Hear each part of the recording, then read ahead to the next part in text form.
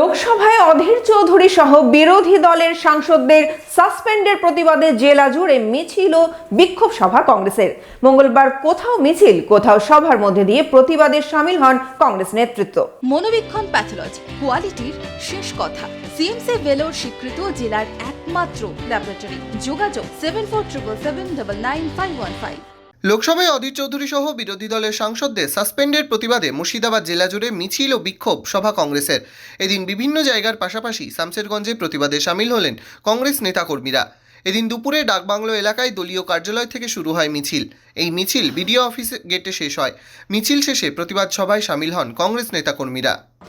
আপনারা জানেন যে গত 3 বারে একদিন মোটামুটি 40 জনের কাছাকাছি, আবার গতকালকে 78 জন, আবার আজকে কিন্তু 40 জন, এরকম ধাপে ধাপে কেন্দ্রীয় সরকারের যে মাননীয় স্পিকার, তিনি কিন্তু ধাপে ধাপে একের পর এক বিরোধীদেরকে সাসপেন্ড করছেন।